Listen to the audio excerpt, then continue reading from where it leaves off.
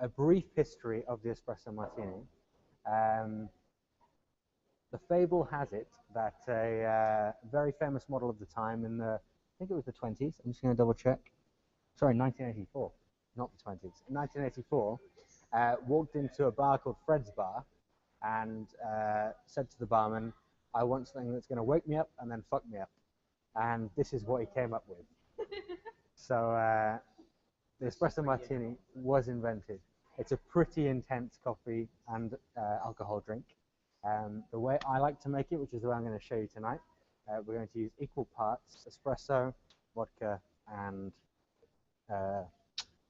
coffee liquor, which is Kahula. But what I'm going to do, rather than use a straight espresso for the drink, I'm going to use what we call a double ristretto. And what that's going to mean is traditionally you might put some sugar syrup in your espresso martini to add a bit of sweetness, but because we're going to use a really tasty espresso and we're going to pull the shot a little bit short, that espresso is going to have a lot more acidity and a lot more sweetness to it. So we're not going to need that addition of sugar. Sugar is not really that interesting a thing in comparison to all the other ingredients. So this way you're going to have a much more balanced drink without the need to add that sugar to balance the drink out. So what I'm going to do is I'm going to make one to start with, show you guys how to do it, and then we're going to get you all around here making your own drinks. What I will probably do is, because it's a bit of a messy process, I will probably make your espresso for you, unless you particularly want to do it yourself. And then we'll get you all shaking and brewing it up and making something nice. Okay? Any questions so far?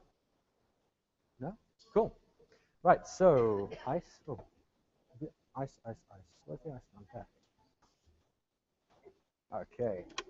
So what is very important with our espresso martini is that everything is kept super cool. So we're going to start off by getting some ice cubes in our glass to make sure that's cool to start. Kind of the opposite of what we'd normally do for cappuccino or an espresso. We keep our cups on top of the machine to keep them nice and hot. We want to get this nice and cold. What we also want to do is get our shaker nice and cold, so the first thing that's going in it is a few ice cubes.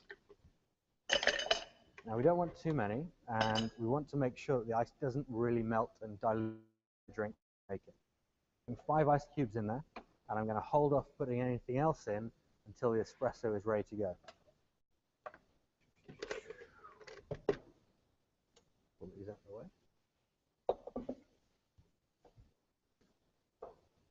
Okay, so we've got our 5 ice cubes, we've got our vodka and our Kahula ready to go. And we're going to use this as our measure. It's a bit big for a shot, but we're all grown-ups here, we can handle our drink. And drink responsibly, people. That was the message, yeah. Drink responsibly.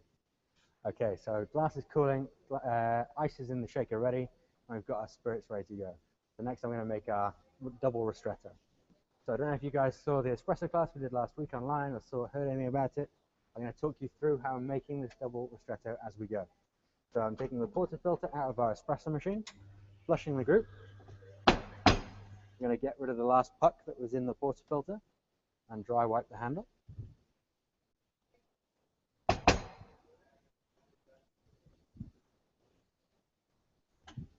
Next, I'm going to grind and dose the coffee into the portafilter.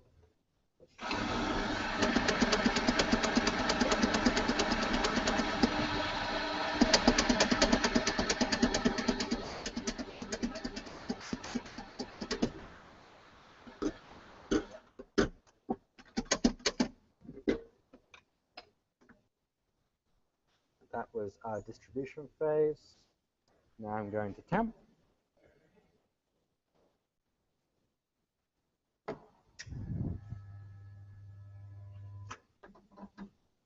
And extract our double ristretto into a cup.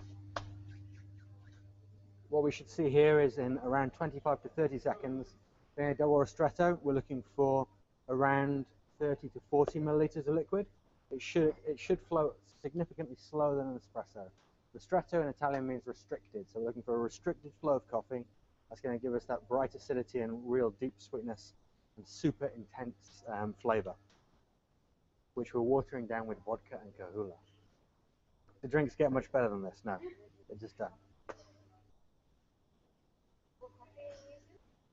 This is our current espresso blend, which is called the Hazelnut and Chocolate Praline. It's made with two coffees. The first is from a farm in Guatemala called Finca San Antonio. If you look at the tasting notes for that on our website, they are chocolate digested.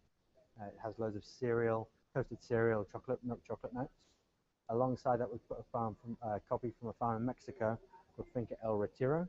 The tasting notes for that are just straight up hazelnuts. It's like roasted hazelnuts any way you'd like them. So crushed down into like a praline, just hazelnuts whole. It's really phenomenal coffee. So when you put those two flavor profiles together in an espresso machine, it just screams chocolate and hazelnut at you. There was one thing I wanted to call it, which we couldn't get around with trademarking laws, which you can probably guess. So I won't even mention it now because of the microphone around my neck.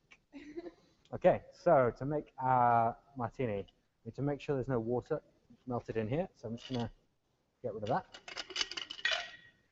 I need 1 shot of vodka.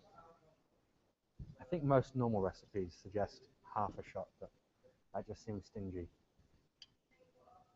1 of Kahula.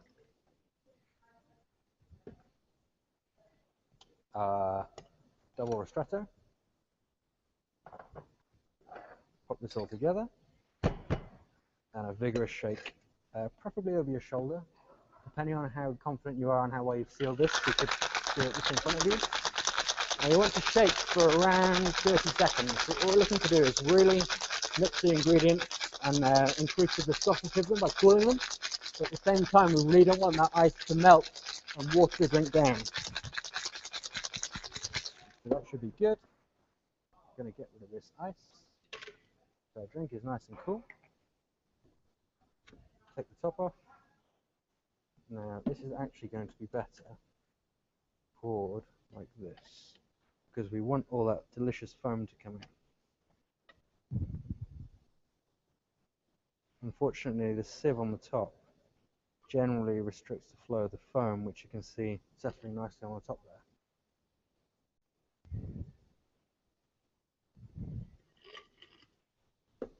We just take a couple of beans out of the hopper.